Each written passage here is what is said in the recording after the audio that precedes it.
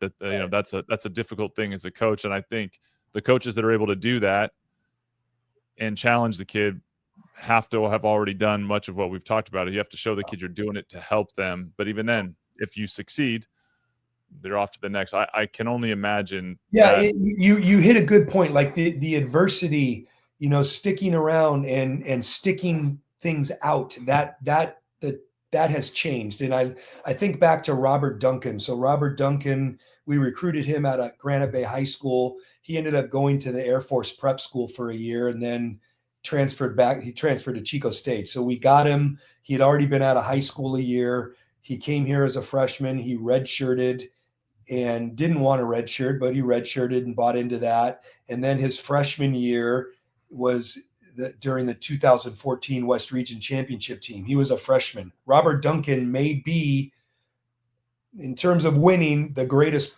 one of the greatest players to ever. He's not maybe one of the greatest players. I'm trying to maybe say he's the greatest player. Now, I'm going to get some backlash on that. So I'll make sure to push that out.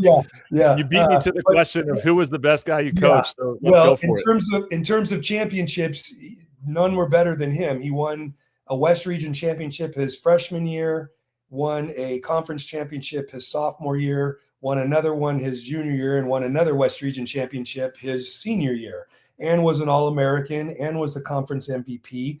My point with bringing up Robert Duncan is, after that freshman year, he redshirted, and then that freshman year, he barely played.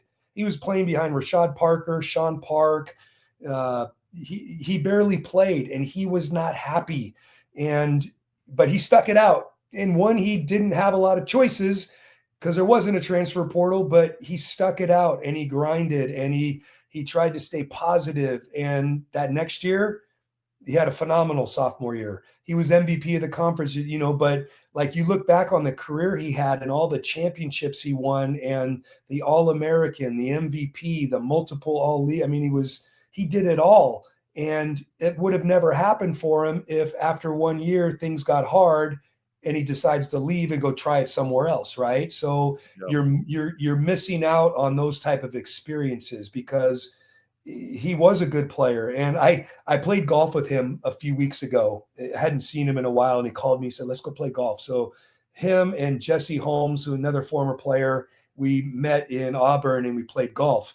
And he started asking me about NIL money, and I was telling him just about different guys and what, at the CCA level transferring and what they were getting in terms of NIL. And I told him, I go, Rob, you were ahead of your time, man. After your junior year, you would have been making well over six figures in NIL money, but I'm glad I had you for 5 years. And he's such a great guy. He goes, oh, I would have left Chico. And I said, well, for $200,000, you might have left Chico. Yeah, and I would have been pushing you. So it was times have changed. Times have changed, certainly. So that puts the question out there. We're putting that on record as Duncan is the greatest one. I'll make sure. Well, you've got a lot of greats that I coached and greats that were here before I coached. So I just quote me as one of the all-time greatest ever to play Chico State. One of Well, the laundry list of guys from, both your time at Chico and obviously going way back. I mean, when you think about the journey now and where you started, go back to the beginning and for a second, and the young Coach Klink getting started, pre-Gavilan, early Davis days, early, Bob Williams. Could you have envisioned your career playing out the way that it played out? What? I always envisioned being a head coach. I always envisioned being successful. I always envisioned making an impact on people, building great relationships with the guys. I don't know if, like I already kind of repeating myself, I don't know that I would have envisioned the amount of success we had in terms of winning. But I knew that I was a good leader, and I knew that I could have an impact on people. I knew that I liked mentoring people. I liked leading. I liked working with people, young people. So I envisioned all that. And I don't know why I knew it, but I knew in my heart one day I was going to be a head coach. I didn't know what level, but I knew that I was going to be a head coach, and I knew that I was going to be good at it, in terms of the mentorship and all that. But like I said, I think we exceeded more than I ever thought possible. It was a phenomenal time in my life. I mean, all of my jobs, I mean, you know how it is when you break into coaching, unless you know somebody right away, you're working for free, or you're working for peanuts.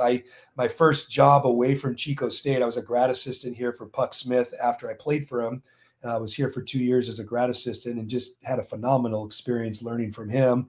And then my first job where I actually got paid, I got hired by Bob Williams to go down to UC Davis when they were still Division II for $5,000. And I can remember driving back to the meeting with him and driving back to the Chico State office and walking into Coach Smith and saying, I just got a job offer for $5,000. I thought I hit the lottery, Phil.